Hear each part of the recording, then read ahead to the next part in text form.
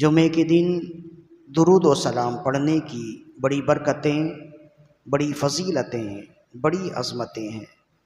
قبل اس کے کہ گفتگو کا آغاز کیا جائے، ایک مرتبہ بلند آواز سے اپنے آقا و مولا صلی اللہ علیہ وآلہ وسلم کی بارگاہ میں درود و سلام کے نذرانے پیش کیجیے۔ اللہم صلی علی سیدنا و مولانا محمد طب القلوب و دوائها وعافیت الابدان و شفائها ونور الابصار و ضیائها وروح الارواح و غذائها وعلی آلہ و اصحابہ وبارک وسلم۔ سورہ مومنون کی ابتدائی آیات تلاوت کرنے کا شرف حاصل کیا۔ سورہ مومنون 18ویں پارے کے بالکل شروع میں ہے۔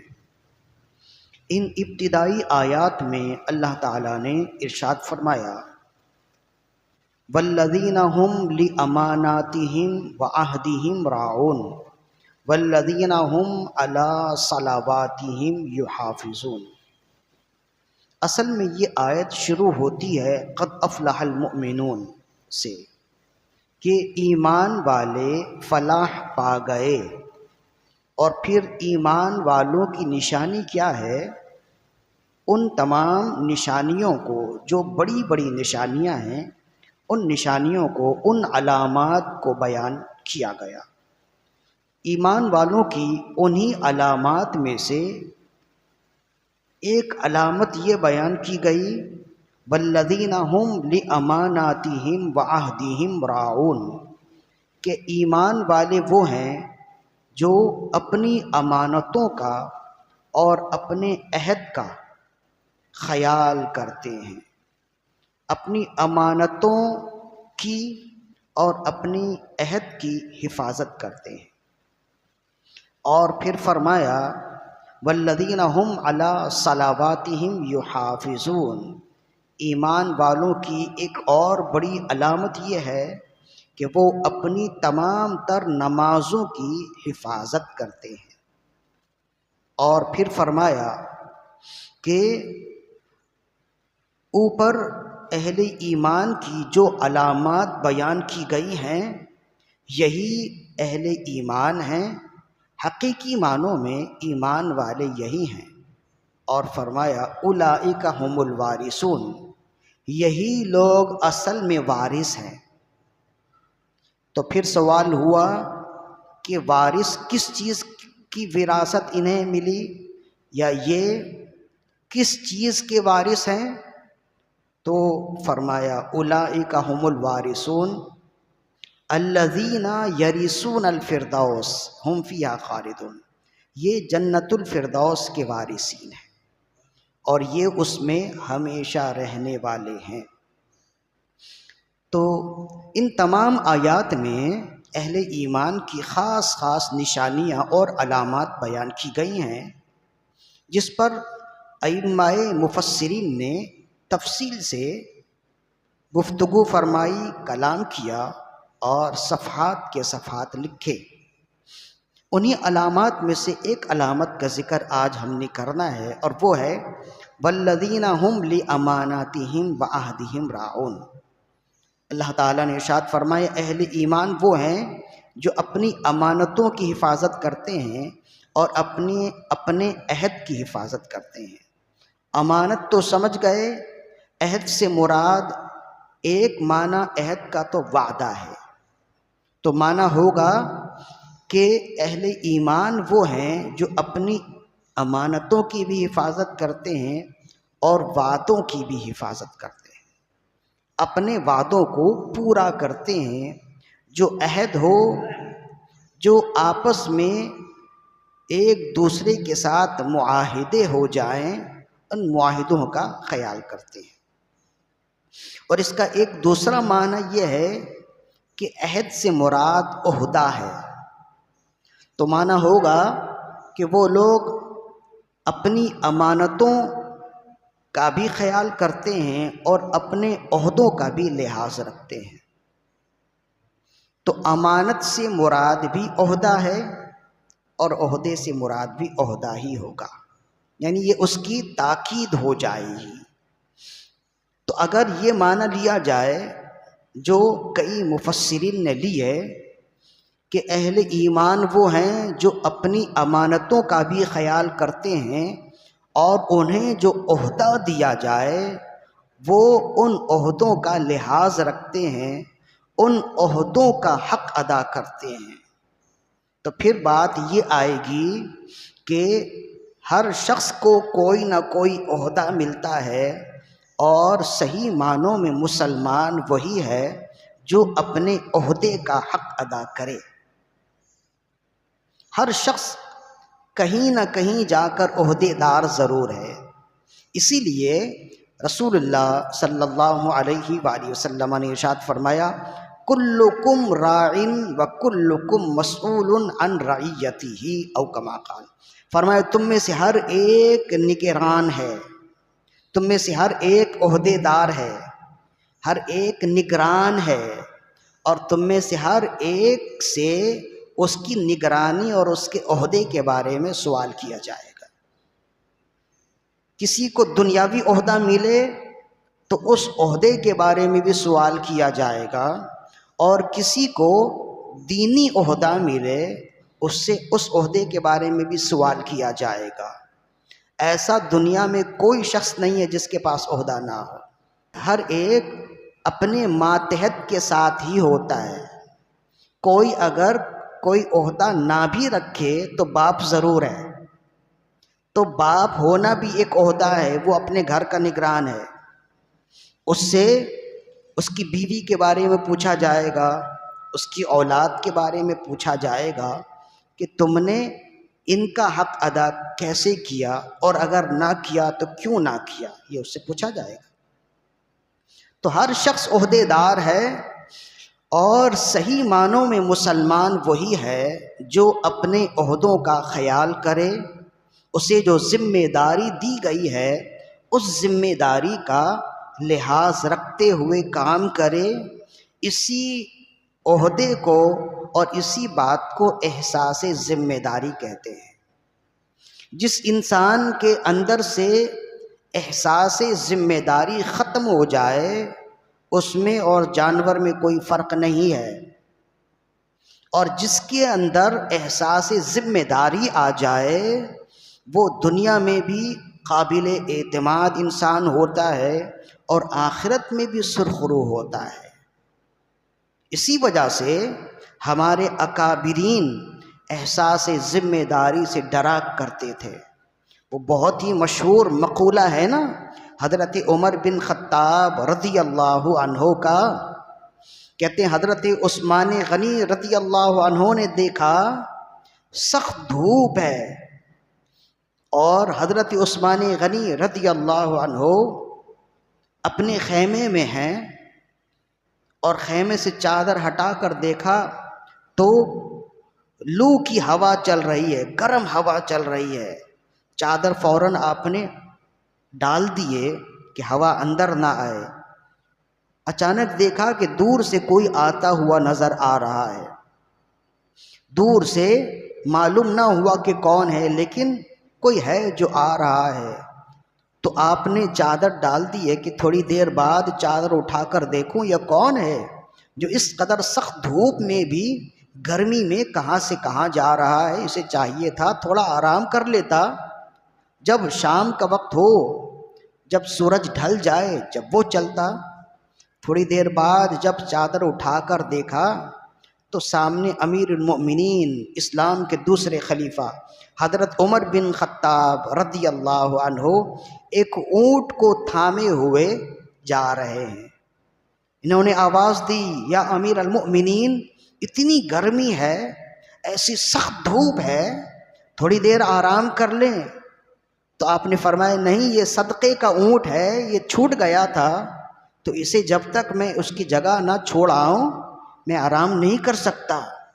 حضرت عمر بن خطاب رضی اللہ عنہ کے اس جملے نے بتا دیا کہ اس گرمی میں نکلنے کی وجہ یہ تھی کہ صدقے کا ایک اونٹ جگہ سے چھوٹ گیا، راستہ بھول گیا، ادھر ادھر نکل گیا تھا۔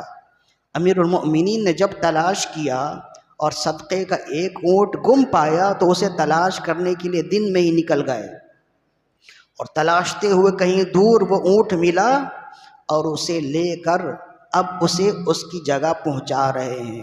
حضرت عثمان غنی رضی اللہ عنہ نے فرمایا، امیر المؤمنین آپ نے اپنے آنے والے خلیفہ کو تھکا دیا ہے، یعنی کوئی آپ کے بعد جو خلافت پر بیٹھے گا وہ ایسی ذمہ داری نہیں اٹھا سکتا جیسی ذمہ داری آپ نے اٹھائی ہے۔ تو امیر المؤمنین حضرت عمر بن خطاب رضی اللہ عنہ نے فرمایا کہ میں جب تک خلیفہ ہوں ڈرتا ہوں کہ فرات کے کنارے اگر بکری کا ایک بچہ بھی بھوک سے مر جائے، قیامت کے دن مجھ سے پوچھا جائے گا کہ تمہاری سلطنت میں، تمہاری حکومت میں، تمہاری دور خلافت میں ایک بکری کا بچہ بھوک سے مر گیا، تم کیا کر رہے تھے؟ تو مجھ سے پوچھا جائے گا، اور یہ احساس ذمہ داری ہے، اور یہ قیامت میں مجھ سے سوال کیا جائے گا، اس کا ڈر ہی ہے جس کی وجہ سے میں اس سخت دھوپ میں بھی اونٹ تلاش کرنے کے لیے نکل گیا۔ امام دمیری نے اس کو لکھا ہے تفصیل سے حیات الحیوان میں۔ تو یہ سارے واقعات صرف پڑھنے کے لیے یا سنانے کے لیے نہیں ہیں، یہ واقعات ہمیں بتاتے ہیں کہ احساس ذمہ داری کیا چیز ہے۔ اگر کوئی شخص اپنے گھر کا کفیل ہے تو اس کے لیے لازم ہے کہ وہ اپنی پوری قوت لگا دے اور اپنی ذمہ داری ادا کرے، اور اگر کوئی حکومت میں ہے، امارت میں ہے، تو صاحبان اقتدار سے بھی پوچھا جائے گا، کوئی جرنل ہے تو جرنل سے بھی پوچھا جائے گا، کوئی کرنل ہے تو کرنل سے بھی پوچھا جائے گا، وزیر اعظم سے بھی پوچھا جائے گا، تو صدر مملکت سے بھی پوچھا جائے گا، ہر ایک سے پوچھا جائے گا۔ کوئی شخص کتنا بڑا عہدہ رکھنے والا ہو، رب کی بارگاہ میں کھڑے ہونے سے وہ بھاگ نہیں سکتا، بالآخر رب کی بارگاہ میں اس نے حاضر ہونا ہے۔ تو جب رب کی بارگاہ میں حاضر ہو تو اس کا سارا عہدہ پسینوں کے ساتھ نکل جائے گا، ہر ایک اپنے رب کی بارگاہ میں غلام کی حیثیت سے کھڑا ہوگا، کوئی بڑا نہیں، کوئی چھوٹا نہیں، سب رب کی بارگاہ میں غلام کی حیثیت سے کھڑے ہوں گے، سوائے انبیاء کرام کے کہ وہ تو انہیں تو پیدا ہی کیا گیا انبیاء کی صورت میں۔ تو انبیاء کرام کے علاوہ جتنے لوگ ہیں، جتنی امت ہیں، بالخصوص اس امت کے لوگ سب رب کی بارگاہ میں جب کھڑے ہوں گے تو بڑا چھوٹا کوئی نہیں ہوگا، سب رب کی بارگاہ میں کھڑے ہوں گے، اور ہر ایک اپنے رب سے اپنے کیے کا جواب دے گا، اور ہر ایک کا نامہ اعمال اس کے ہاتھ میں دیا جائے گا، اور کہا جائے گا اقرأ کتابک کفی بنفسک الیوم علیک حسیبا، اپنا نامہ اعمال خود پڑھ لو، تمہارے لیے آج تمہارے احتساب کے لیے تم خود کافی ہو۔ اس دن سے ڈرنا ہے، اور جو شخص اس دن سے ڈرے گا اپنا احتساب خود کرے گا اور اپنی ذمہ داری خود ہی ادا کرنے کی کوشش کرے گا۔ تو ہر شخص کو چاہیے کہ وہ اپنی ذمہ داری ادا کرے۔ یہی امیر المؤمنین ہیں حضرت عمر بن خطاب رضی اللہ عنہ کہ ساری دنیا یہ بات مانتی ہے کہ جس طرح سنہرا دور حضرت عمر بن خطاب رضی اللہ عنہ کا تھا، کسی دوسرے کا ایسا سنہرا دور نہیں تھا۔ بھئی آپ ہی کی دور حکومت میں، دور خلافت میں مسجد اقصی فتح ہوئی، القدس فتح ہوا، تو کیسا سنہرا دور تھا کہ اللہ نے مسجد اقصی کی چابی اس امت میں اگر صحابہ کرام میں کسی کے ہاتھ دی تو وہ حضرت عمر بن خطاب رضی اللہ عنہ تھے، اور بعد میں کسی کے ہاتھ دی تو وہ سلطان صلاح الدین ایوبی تھے۔ تو کتنا بڑا اعزاز ہے، کتنا بڑا مقام و مرتبہ ہے کہ ساری دنیا یہ بات مانتی ہے کہ حضرت عمر بن خطاب رضی اللہ عنہ جیسا اسلام میں ایک اور اگر مل جاتا، ساری دنیا میں ایمان اور اسلام کے علاوہ کوئی دوسرا مذہبی نہ ہوتا۔ ایسی تیزی کے ساتھ اسلام پھیل رہا تھا، اس قدر تیزی کے ساتھ اسلام پھیل رہا تھا، جبھی تو اسلام کو پھلتا پھولتا دشمنان اسلام دیکھ نہ سکے اور انہوں نے آپ کو شہید کر دیا، فجر کی نماز میں ہی شہید کیا نا۔ حضرت عمر بن خطاب بھی شہید ہوئے، حضرت عثمان غنی بھی شہید ہوئے، مولا علی رضی اللہ عنہ بھی مسجد میں شہید ہوئے، اور حضرت صدیق اکبر رضی اللہ عنہ بھی ایک لحاظ سے شہید ہوئے کہ آپ کو غار میں جس سانپ نے ڈسا تھا وہ زہر بار بار ہر سال جسم میں لوٹتا تھا، اور بالآخر اسی زہر کی وجہ سے آپ شہید کر دیے گئے۔ تو خلفائے راشدین میں سے چاروں کے چاروں خلفاء شہداء میں سے ہیں۔ حضرت صدیق اکبر رضی اللہ عنہ کی شہادت سری ہے، باقی تینوں کی شہادت جہری ہے، واضح ہے، ظاہر ہے۔ تو آپ ذرا دیکھیں نا کہ انہیں کیوں شہید کیا گیا، تو شہید کرنے کی یہی وجہ ہے کہ جب ان کی دور خلافت و حکومت میں اسلام تیزی کے ساتھ پھیل رہا تھا تو دشمنان اسلام کبھی نہیں چاہتے کہ اسلام تیزی کے ساتھ پھیلے، تو وہ انہیں شہید کرتے رہے۔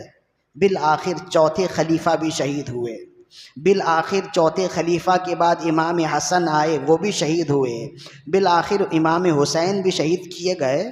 یہ سب اسی وجہ سے دشمنان اسلام کی رخنہ اندوزی کی وجہ سے شہادت کا درجہ پانے والے ہیں۔ تو حضرت عمر بن خطاب رضی اللہ عنہ کا دور حکومت ایسا پر نور، رنگین اور زرین دور کیوں تھا؟ یہ جب آپ پوچھیں نا تو آپ ان کی دور حکومت میں دیکھیں تو حضرت عمر بن خطاب رضی اللہ عنہ کسی کو بھی عہدہ دیتے نا، اس دور میں دنیا میں رہتے ہوئے اپنے شہروں کو کنٹرول کرنا، اپنے شہروں کی خبر رکھنا آسان ہے۔ جدید ٹیکنالوجی موجود ہے، دنیا میں رہتے ہوئے انسان کہیں بھی دیکھ سکتا ہے، کہیں بھی پیغام دے سکتا ہے، بہت کچھ کر سکتا ہے نا، لیکن وہ دور تو ایسا نہیں تھا۔ اس کے باوجود حضرت عمر بن خطاب مدینے میں رہتے تو مدینے سے دور، عرب سے دور، افریقہ کے لوگ بھی خلیفہ مسلمین کا نام سن کر ہی کانپ جاتے تھے، ایسا رعب تھا۔ اور رعب کیوں تھا؟ جب آپ انصاف کرنے میں آتے تو کسی کو نہیں دیکھتے کہ یہ چھوٹا ہے کہ بڑا ہے، کوئی لومۃ لائم کی پرواہ نہیں کرتے تھے۔ اور آپ کا یہ طریقہ تھا کہ آپ کسی شہر کا کسی کو ناظم بناتے، کسی کو گورنر بناتے، اول تو جو آپ سے یہ عہدہ طلب کرے آپ اسے دیتے ہی نہیں۔ آپ کہتے کہ رسول اللہ صلی اللہ علیہ وآلہ وسلم نے ارشاد فرمایا ہے کہ جو عہدہ قبول کرے اسے عہدہ نہ دو، اس لیے کہ جو قبول کرنے والا ہے وہ اس بات کی دلیل ہے کہ وہ لالچی ہے، آپ اسے نہیں دیتے تھے۔ اور جو قبول نہ کرتا، جو انکار کرتا، زبردستی اسے عہدہ دیتے کہ جاؤ اللہ کی نصرت تمہارے ساتھ ہوگی۔ تو ایسے گورنر تھے جو خود اللہ والے ہوتے تو حضرت عمر بن خطاب رضی اللہ عنہ کے ساتھ جاتے۔ مطلب یہ ہے کہ جیسے حضرت عمر بن خطاب خلیفہ مسلمین ہو کر احساس ذمہ داری رکھتے، آخرت میں رب کی جواب دہی سے ڈرتے، ایسے ہی آپ کے نیچے جتنے لوگ تھے سب ایسے ہی اللہ والے ہوتے۔ آپ ان سے وعدہ لیتے کہ اچھا کھانا نہیں کھاؤ گے، آپ ان سے وعدہ لیتے باریک لباس نہیں پہنو گے، آپ ان سے وعدہ لیتے ترکی گھوڑا استعمال نہیں کرو گے۔ ساری دنیا میں نا آج کے دور تک ترکی گھوڑا سب سے زیادہ مہنگا ہوتا ہے اور سب سے زیادہ نسلی گھوڑا ہے۔ آج کے دور میں بھی سب سے زیادہ مہنگا گھوڑا ترکی گھوڑا ہے، وہ عربی گھوڑے سے اونچا ہوتا ہے اور اس کی جست بہت تیز ہوتی ہے، اس لیے بادشاہان وقت ترکی گھوڑا استعمال کیا کرتے تھے۔ تو حضرت عمر بن خطاب رضی اللہ عنہ ترکی گھوڑا استعمال کروانے سے روکتے تھے کہ تم یہ گھوڑا استعمال نہیں کرو گے، اور جو کی روٹی کھاؤ گے لیکن جو کا آٹا چھان کر استعمال نہیں کرو گے، ایسے ہی بناؤ گے۔ یعنی اپنی طرز زندگی کو عام لوگوں سے اونچا نہیں کرو گے۔ اور آپ فرماتے کہ جس شخص کی طرز زندگی عام لوگوں سے بلند ہو جائے وہ عام لوگوں کے حالات کا احساس نہیں کر سکتا۔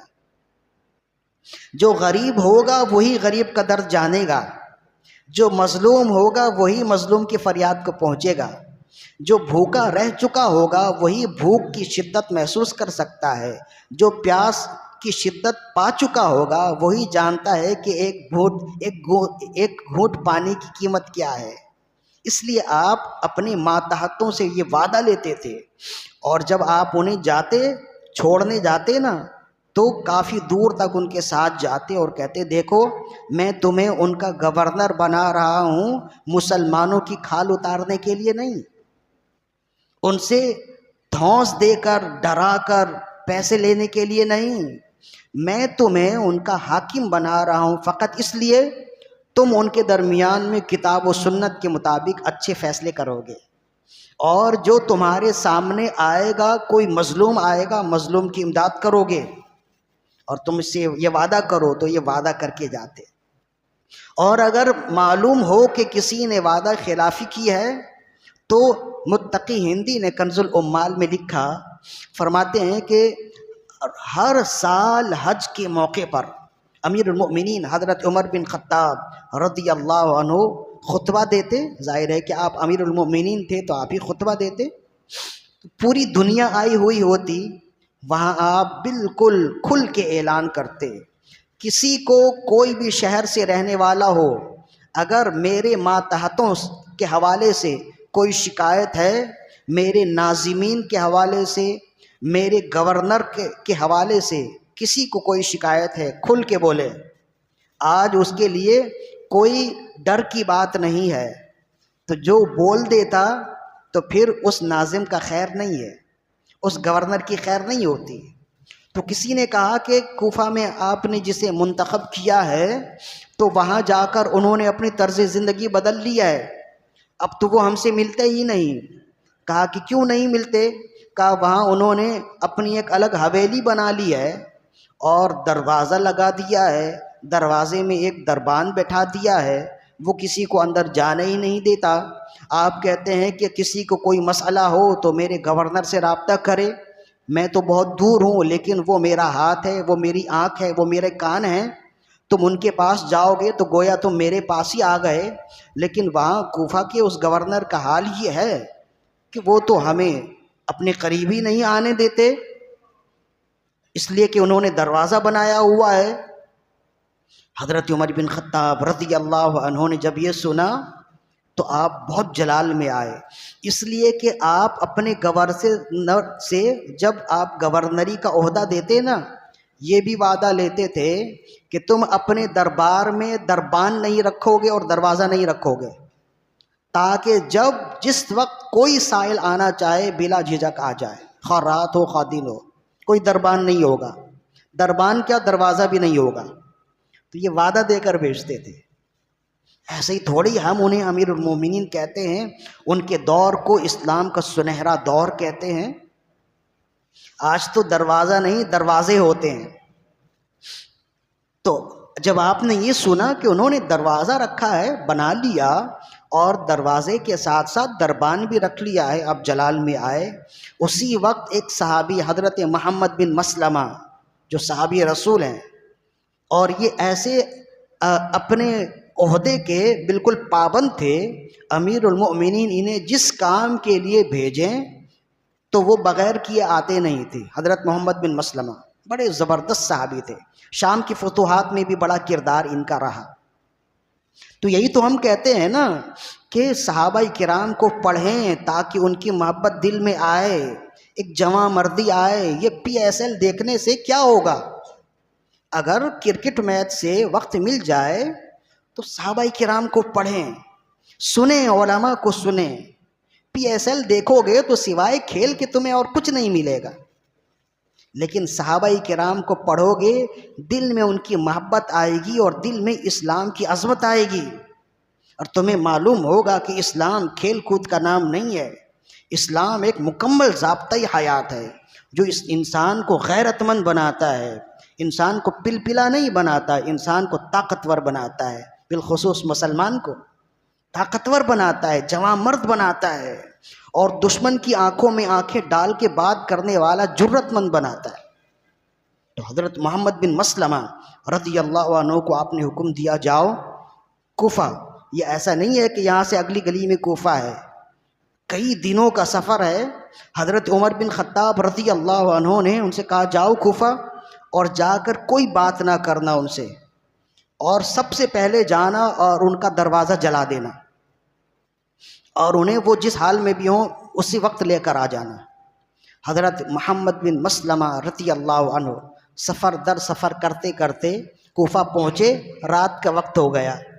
اب رات میں قیام کر لیں؟ نہیں، اسی وقت وہاں گئے، ان کا دروازہ جلایا، اور جب آگ اٹھی، دھواں اٹھا، تو گھبرا کر باہر آئے، اوپر سے دیکھا کہ یہ آگ کہاں ہے، تو دیکھا کہ دروازہ جل رہا ہے۔ تو جب پوچھا اوپر سے ہی کون، تو کہا میں محمد بن مسلمہ، تو آؤ اوپر آ کر بات کرتے ہیں۔ تو کہا مجھے اوپر آنے کی ضرورت نہیں ہے، آپ کو نیچے آنے کی ضرورت ہے، لیکن امیر المؤمنین نے فرمایا ان سے بات نہیں کرنا ہے، دروازہ جلا دینا ہے۔ تو جب انہوں نے دیکھا کہ محمد بن مسلمہ ہے تو سمجھ گئے انہیں ان سے بات کرنا بیکار ہے، یہ جس کام کے لیے بھیجے گئے وہ کام کیے بغیر لوٹیں گے نہیں۔ فوراً نیچے آئے، اور وہ جس لباس میں بھی تھے، رات کے وقت سونے والے لباس میں تھے۔ محمد بن مسلمہ نے فرمایا آپ چلیں، امیر المومنین نے آپ کو بلایا ہے۔ اسی حال میں سواری پر سوار ہوئے اور اپنا کام کیا، ایک لمحہ بھی وہاں آرام کے لیے ٹھہرے نہیں۔ اور ایسا نہیں ہے کہ یہ تھوڑی دور کا سفر ہے، ایک ملک سے بلکہ ایک شہر سے دوسرا شہر ہے۔ وہاں سے پھر آئے، سفر کرتے کرتے کئی دنوں کا سفر کیا، مدینے آئے، تھکے ہارے ہو گئے، لیکن بالکل براہ راست امیر المومنین کی بارگاہ میں آئے اور دیکھا تو تھکے ہارے ہیں، لیکن انہوں نے اپنا کام پورا کر دیا۔ امیر المومنین سے فرمائے امیر المومنین یہ آپ کا گورنر حاضر ہے، آپ نے جس کام کے لیے مجھے بھیجا تھا میں نے 100% وہ کام کر دیا۔ آپ نے فرمایا مجھے یقین تھا تم یہ کام کیے بغیر واپس نہ آؤ گے۔ پھر آپ نے فرمایا کہ میں معذرت چاہتا ہوں کہ میں نے تمہیں کام کے لیے تو بھیجا، لمبے سفر پہ بھیجا، لیکن سفر کے لیے میں نے کچھ کھانے پینے کا سامان تمہیں نہیں دیا۔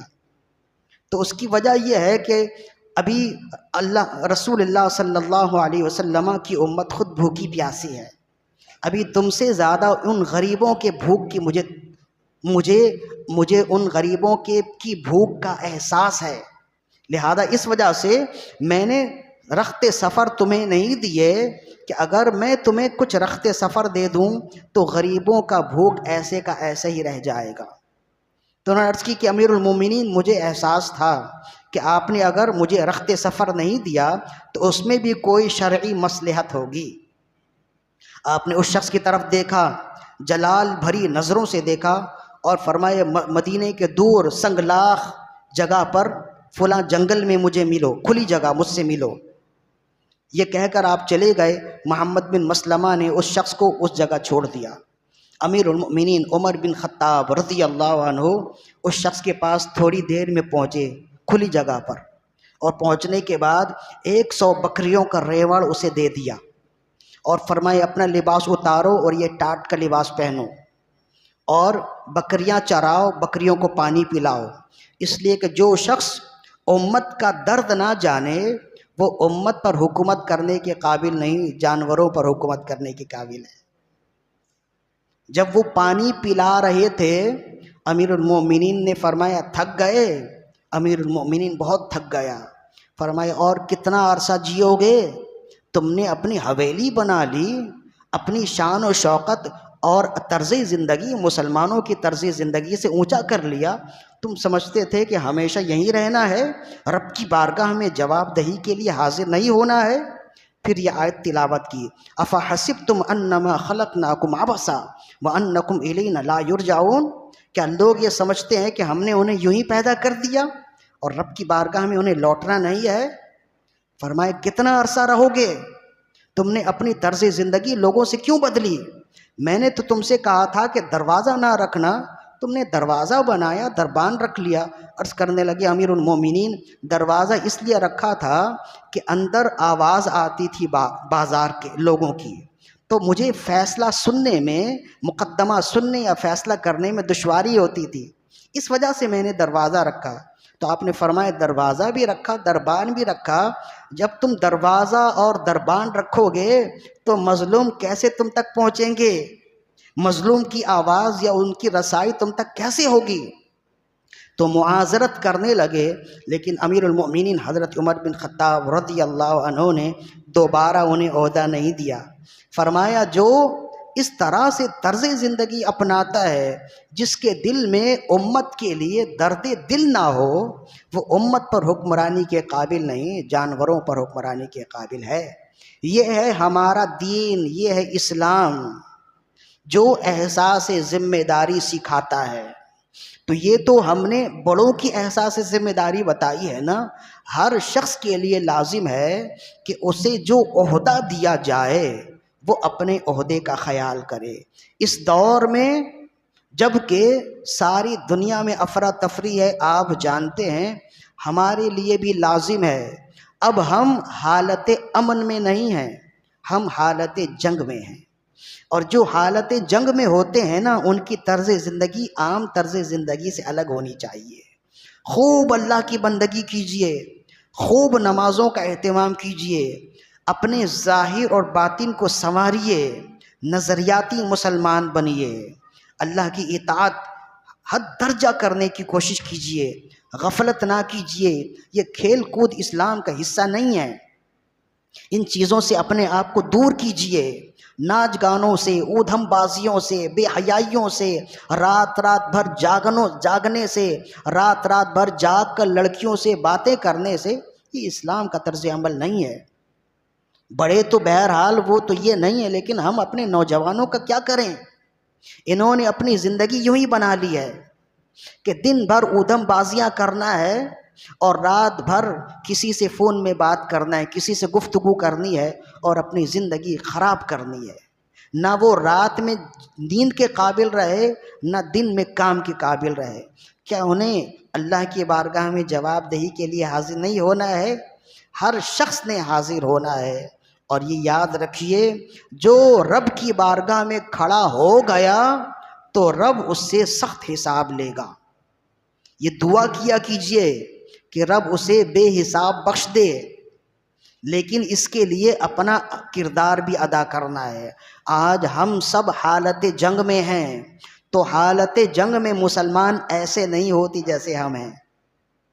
ہمارے یہاں جو ہے نا، ہماری بدقسمتی ہے کہ قرآن نے یہودیوں کے بارے میں جیسا کہا تھا نا، یہودی آج بھی ایسا ہی ہیں، لیکن قرآن نے مسلمانوں کے بارے میں جو کہا مسلمان آج ایسے نہیں ہیں۔ یہی وجہ ہے کہ یہودی ترقیوں پر ہیں اور مسلمان تنزلیوں پر ہیں۔ اللہ نے مسلمانوں کے بارے میں فرمایا کہ ان کی راتیں جاگ کر رکوع اور سجود میں گزرتی ہیں، والذین یبیتون لربہم سجدا وقیاما، کہ اللہ کے بندے تو رات سجدوں اور قیام میں گزارتے ہیں۔ کتنے مسلمان ہیں جو اپنی راتوں کو خوشگوار بناتے ہیں، جو اپنی راتوں کو پاکیزہ بناتے ہیں؟ کتنے مسلمان ہیں جن کی تنہائی پاکیزہ ہے، جن کی خلوتیں پاکیزہ ہیں؟ دیکھیں کتنے مسلمان ہیں جو دوسرے مسلمانوں سے محبت کرتے ہیں۔ ہر مسلمان دوسرے کو کھا جانے والی نظر سے دیکھ رہا ہے، آپس کی محبت ختم ہو گئی ہے۔ ایک دوسرے کی محبت کیا، اولادوں کے دل سے ماں باپ کی محبت ختم ہو گئی ہے۔ والدین اگر انہیں اچھا سمجھائیں، وہ تو ہم ممبر پر بیٹھے ہیں، امام صاحب ہیں تو کچھ لحاظ ہے ان کا، ورنہ والدین یہی باتیں کریں جو میں کر رہا ہوں نا تو دو باتیں وہ بھی سنا دیں۔ آج کے نوجوان اس طرح سے منہ پھٹ ہوئے پڑے ہیں کہ نوجوانوں کو والدین سے ڈرنا چاہیے، اب حال الٹا ہے، والدین اپنے بچوں سے گفتگو کرنے سے ڈرتے ہیں۔ اس دور میں سب سے زیادہ تکلیف میں والدین ہیں اپنے بچوں کے حوالے سے، کہ بچے کو گرتا ہوا، ڈوبتا ہوا، دھنستا ہوا دیکھنے کے باوجود وہ کچھ کر نہیں سکتے۔ اس لیے کہ اگر آپ انہیں سمجھائیں تو دو باتیں آپ کو وہ سنا دیں گے۔ تو والدین اپنی عزت بچانے کے لیے خاموش رہتے ہیں اور انہیں ڈوبتا ہوا دیکھ رہے ہوتے ہیں۔ خدا کے واسطے اپنی اصلاح ضرور کیجیے، اپنی زندگی کو اسلامی ڈھنگ میں لائیے، اور یہ یقین کیجیے جب آپ نے کلمہ پڑھا ہے تو صرف کلمہ پڑھنے کے لیے نہیں پڑھا ہے، کلمے کو تقاضے کو پورا کرنے کے لیے پڑھا ہے۔ پورا مسلمان ہو، یا ایھا الذین آمنوا ادخلوا فی السلم کافہ، اے ایمان والو اسلام میں پورے طور پر داخل ہو جاؤ۔ مسجدیں آباد کیجئے، حلال و حرام کی تمیز کیجئے، بڑے چھوٹوں کا ادب کیجئے۔ اسلام نے، قرآن نے اہل ایمان کی یہی نشانی بتائی ہے۔ اور آج حال یہ ہے کہ قرآن نے یہودیوں کے بارے میں جو کہا تھا، یہودی آج بھی ایسے ہیں، لیکن قرآن نے مسلمانوں کے بارے میں جو کہا ہے، مسلمان آج ایسے نہیں ہیں۔ قرآن نے یہودیوں کے بارے میں کہا یہ کبھی تمہارے دوست نہیں ہو سکتے، آج ساری دنیا دیکھ رہی ہے کہ یہ کبھی بھی ہمارے دوست نہیں ہیں، اس کے باوجود ہم دوستی کی بھیک مانگ رہے ہیں۔ اپنی اصلاح ضرور کیجئے، جو اپنی اصلاح کرنے کی کوشش کرے گا پھر اللہ توفیق دے گا۔ قدم آپ نے خود بڑھانا ہے، قدم خود بخود نہیں بڑھیں گے۔ آپ اگر چاہیں گے تو پھر آپ کی اصلاح کی جائے گی، اگر آپ نہ چاہیں گے دنیا کی کوئی طاقت آپ کی اصلاح نہیں کر سکتا۔ اگر آپ نماز پڑھنے کے لیے ایک قدم بڑھائیں گے اللہ کی توفیق آئے گی، اگر آپ نہیں چاہیں گے زندگی بھر مسجد کے دروازے پر بیٹھے رہیں گے آپ کو توفیق نہیں ملے گی۔ اور اگر کوئی نماز کے لیے کہے گا بھی نا تو چار باتیں آپ اسے سنا دیں گے کہ مجھے پیشاب کے قطروں کا مرض ہے، مجھے گیس کی بیماری ہے، مجھے فلاں بیماری ہے، میں نماز نہیں پڑھ سکتا۔ لیکن اگر آپ نماز پڑھنے کے لیے سوچیں گے اللہ توفیق دے گا، سب کچھ ٹھیک ہو جائے گا۔ اللہ تعالیٰ کی بارگاہ میں دعا ہے ہماری آج کی حاضری اپنی بارگاہ میں قبول و مقبول فرمائے۔ وما علینا الا البلاغ المبین۔